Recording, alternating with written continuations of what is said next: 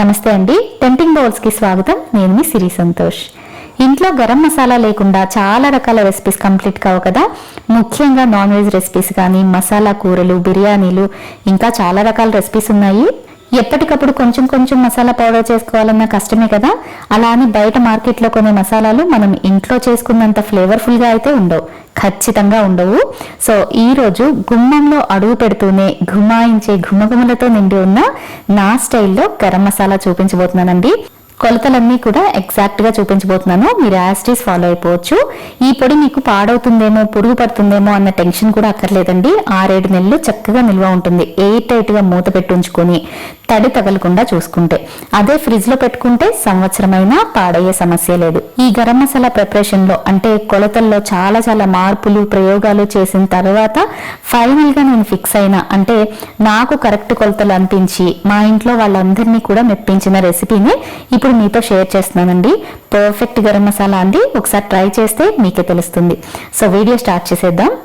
అడుగు మందంగా ఉన్నటువంటి ఒక కడాయి తీసుకోండి. ఇందులో 20 గ్రాముల లవంగాలు, 20 గ్రాముల దాల్చిన చెక్క, 50 గ్రాముల యాలుకలు, 5 గ్రాములు నల్ల యాలుకలు, 5 గ్రాముల మిరియాలు, 5 గ్రాముల తోక మిరియాలు, కబాబ్ చిని అంటారు కదా, అలాగే 10 గ్రాముల అనాస పువ్వు, 10 గ్రాముల మరాఠీ ముగ్గ, 30 గ్రాముల ధనియాలు, 20 గ్రాముల జీలకర్ర, 10 గ్రాముల షాజీరా, 5 గ్రాముల జాపత్రి, 5 గ్రాముల సోంపు, 5 గ్రాముల బిర్యానీ ఆకు, ఒక చిన్న జాజికాయ వేసుకోండి. అలాగే 5 గ్రాముల కసూరి మేతి, 20 గ్రాములు ఎండుమిర్చి వేసుకోండి. యాక్చువల్లీ ఎండుమిర్చి అనేది ఈ కారం మిరపకాయలు కాకుండా కాశ్మీరీ రెడ్ చిల్లీస్ అని దొరుకుతాయండి. అవి వేసుకుంటే గరం మసాలా అనేది మరీ స్పైసీగా ఉండదు, అలాగే కలర్ కూడా చాలా బాగుంటుంది. సో అవైలబుల్ ఉంటే కాశ్మీరీ చిల్లీస్ వేసుకోండి.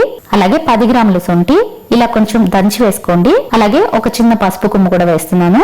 పసుపు కొమ్ము లేకపోయినా 1 టీ స్పూన్ పసుపు అయినా పొడిలో వేసి కలిపేసుకోవచ్చండి. ఇప్పుడు వీటన్నిటిని కూడా లో టు మీడియం ఫ్లేమ్ మీద ఒక 10 నిమిషాలు ఈ మసాలాలన్నిటిలోంచి మంచి ఫ్లేవర్ రిలీజ్ అయ్యేంత వరకు వేయించండి. ఇలాంటి వాటికి గ్రాముల్లో అయితేనే కొలతలు పక్కాగా ఉంటాయండి. సో అందుకని కొలతలన్నీ కూడా గ్రాముల్లోనే చెప్పాను. ఇంకా మీ దగ్గర ఉంటే కనుక ఎండబెట్టిన గులాబీ రేకులు కూడా వేసుకోవచ్చండి. ఉంటే అవి కూడా వేసుకోండి. ఒక 5 గ్రాములు సరిపోతాయి. 10 నిమిషాలు ఇలా వేయించిన తర్వాత బిర్యానీ ఆకుని ఇలా కొంచెం ఫోల్డ్ చేస్తే మీకే తెలిసిపోతుందండి. చూడండి, ఇలా క్రిస్పీగా విరుగుతుందన్నమాట. ఇలా వేగిన తర్వాత స్టవ్ ఆఫ్ చేసేసి వీటిని ఒక ప్లేట్ లోకి ట్రాన్స్ఫర్ చేసుకొని పూర్తిగా చల్లారిపోనివ్వండి. పూర్తిగా చల్లారిన తర్వాత ఒక మిక్సీ జార్ లో వేసుకొని మెత్తగా పొడి చేసేసుకోండి.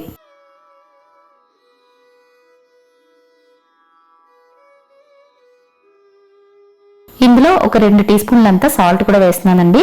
ఇలా కొంచెం సాల్ట్ కూడా వేయడం వల్ల మసాలా అనేది తొందరగా పాడవకుండా ఉంటుందన్నమాట. ఎక్కువ కాలం నిల్వ ఉండడానికి ఈ సాల్ట్ అనేది హెల్ప్ చేస్తుంది. మొత్తం ఇలా బాగా కలిపేసేయండి. ఇంతేనండి గరం మసాలా. చేసుకుంటే 10 నిమిషాల పని అంతే. ఈ గరం మసాలా నేను ఎప్పుడు ఇంట్లో ఉంచుకుంటానండి. బయట మసాలాలు ఎప్పుడు కొన్ననమాట. ఎందుకంటే ఇలా మనం ఇంట్లో చేసుకునే మసాలాలు అలవాటైతే గనక ఇంకా బయట కొనే మసాలాలు మనకంత నచ్చవన్నమాట. సో గరం మసాలాని చక్కగా ఇలా ఇంట్లోనే ఈజీగా ప్రిపేర్ చేసేసుకోండి. మీరు కష్టపడి చేసే ఏ స్పెషల్ రెసిపీస్ కైనా కూడా ఈ గరం మసాలాతో మంచి పరిమళాన్ని యాడ్ చేయొచ్చు. అయితే ఈ గరం మసాలాలో ధనియాలు జీలకర్ర కొంచెం కొంచెమే వేస్తాం కాబట్టి రెసిపీస్ చేసుకునేటప్పుడు ధనియాల పొడి జీలకర్ర పొడి కొంచెం కొంచెం సపరేట్ గా మళ్ళీ వేసుకోవాల్సి ఉంటుంది. ఇదనే కాదు, బయట కొన్న గరం మసాలా అయినా కూడా ధనియాల పొడి జీలకర్ర పొడి మళ్ళీ సపరేట్ గా వేసుకుంటుంటాం కదా, సేమ్ అలానే అన్నమాట. దీని తర్వాత స్పెషల్ చికెన్ మసాలా పొడి ఒకటి చూపిస్తానండి. చాలా చాలా ఫ్లేవర్ఫుల్ గా ఉంటుంది. అది కూడా నేను ఎప్పుడు రెడీగా పెట్టి ఉంచుకుంటాను.